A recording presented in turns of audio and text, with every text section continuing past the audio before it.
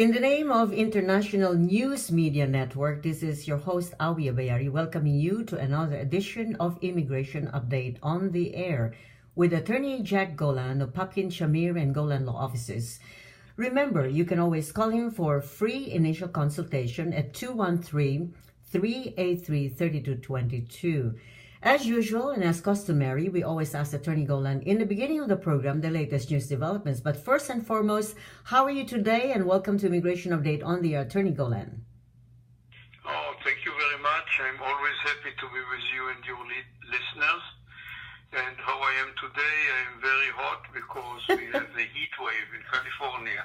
I see. That's right. And the issue of immigration is also very hot, isn't it, Attorney Golan? Oh, always. We have a president that makes sure we have never a bored day. Never boring. Yes. So once again, for our listeners' information, and because of the deluge of questions that we have been receiving, here is Attorney Jack Golan with the latest, most important developments on immigration. Well, let me first give you the good news. Okay. Because they are shorter.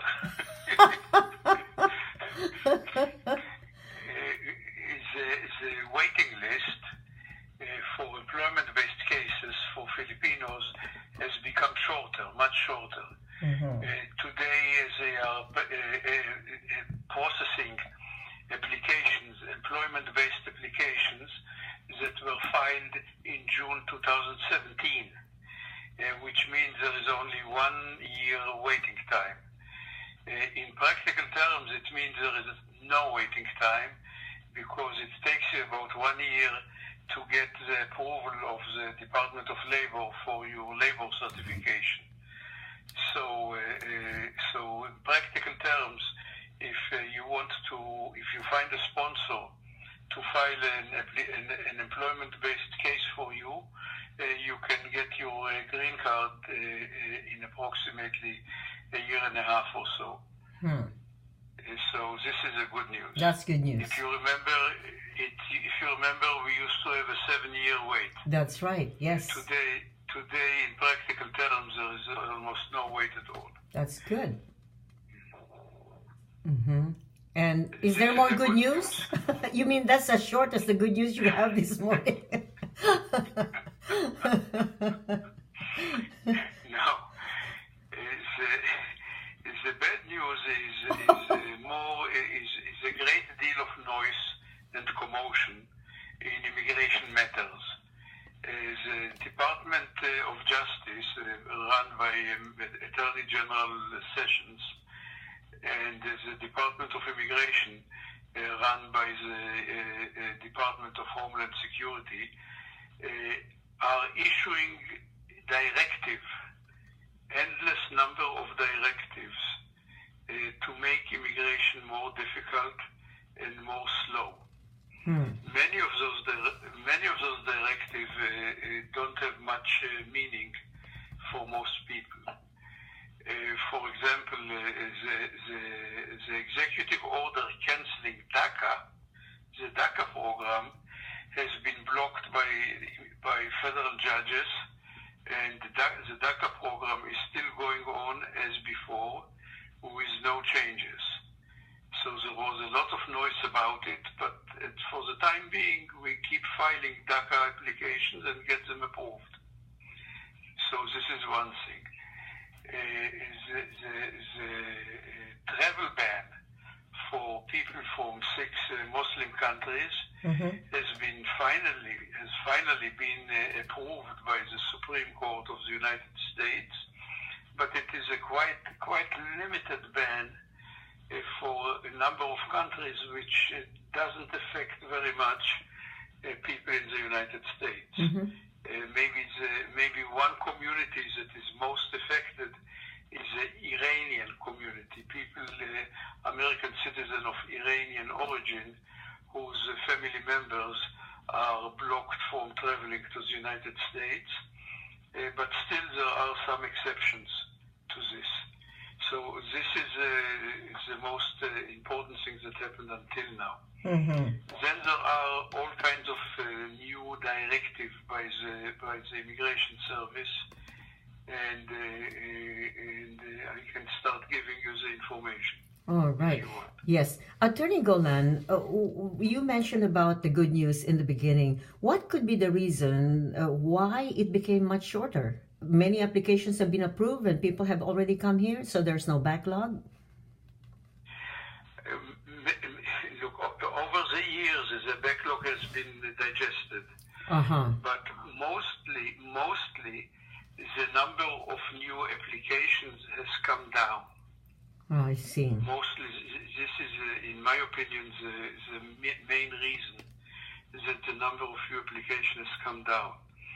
And this has to do with the lack of ability, with the fact that Section 245I has never been extended, and many of the people who are in the United States and who have sponsors who would be glad to petition for them, they find it useless to file applications because they cannot get adjustment of status in the United States.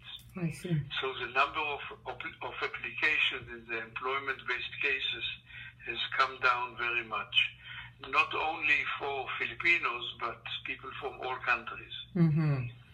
So this is why the backlog for the Philippines is moving ahead in leaps and bounds, and probably pretty soon it will be the same as all other countries like England, France, Australia, Singapore, there will be no backlog at all. So that's really good news. You mentioned also in the beginning of the program about DACA, which is the most frequently asked question. What is really the status for those DACA applicants? If you have been eligible for DACA before, you are still eligible. You can file an application. If you had DACA before and for 2 years or 4 years, you can still apply for an extension. So this is going on by order of the federal judges. So nothing has changed except that they just have to wait. And for those who did not file applications, there's really no chance they can file, right? This is really unclear. I believe they can file, but I'm not sure what immigration is doing with it, whether they are just sitting on it or whether they are approving it. So would you say, Attorney Golan, that those who have pending applications for DACA, the DACA applicants who are now working, they shouldn't worry at all? They will be called for an interview and finally, in the end, perhaps be able to stay legally in the United States? Look, the DACA employment card is from the beginning only a temporary employment permit for 2 years. It is not a green card, and there is no path for permanent legal status. If you want to become a permanent legal resident, you have to find some sponsor, either as a spouse or as an employer, to petition for you. So does that mean to say, Attorney Golan, that if it expires, the employment card, and they don't have any petitioner, they would have to go? They have to leave the United States?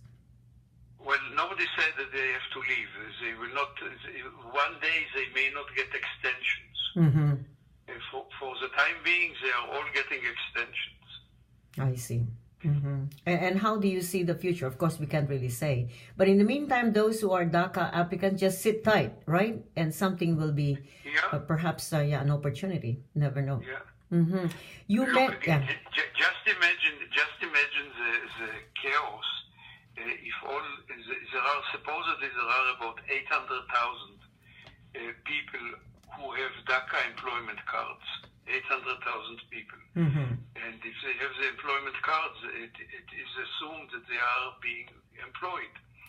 If the executive order of the president became effective and they all lose employment authorization, imagine the huge number of companies that needs to fire 800,000 people. That's incredible. Can you imagine the chaos? That's correct. Yes. And losses to businesses, American businesses. Very true. You mentioned